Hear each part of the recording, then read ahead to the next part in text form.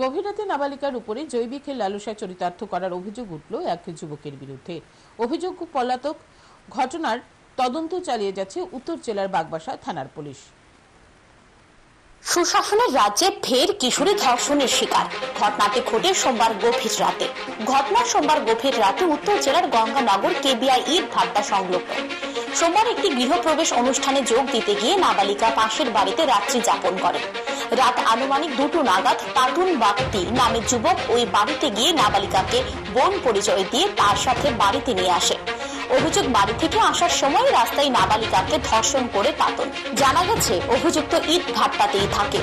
ধর্মনগর থানায় নাবালিকাকে নিয়ে আসেন পরিবারের লোকজন। পরবর্তীতে বাগবাসা থানায় লিখিত অভিযোগ জানিয়ে মামলা করেন নাবালিকার মা। কে জানছে প্রথমে? ওই বেটিটা তার সামনে যাচ্ছে আর খাইছে তো ওই খাইছে ঘুমাই গেছে তারা লইয়া আর এমনি বইয়া বলে বাচ্চা তাদের ওই বুকে লইয়া ঘুমাইছে। আর এই পুরাটা প্রথমে গিয়া হইতেছে না আমার বইটা বমি করবো কইয়া ওই উপরে লইয়া গেছে আর ক্ষতি করে দিচ্ছে বাইরে লইয়া।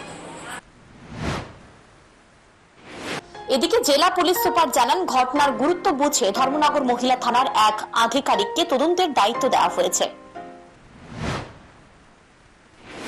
আমরা একটা কেস নিয়েছি, এটা নাম্বার হলো 4/24 বাগবাসাতে, যেটা সেকশন 376 AB অবলিক 325 অবলিক 6 আমরা তদন্তর ক্ষেত্রে যে গাইডলাইন যেটা আছে সেই গাইডলাইন অনুযায়ী রেসিপি যেটা আছে সেই অনুযায়ী আমরা তদন্ত করব।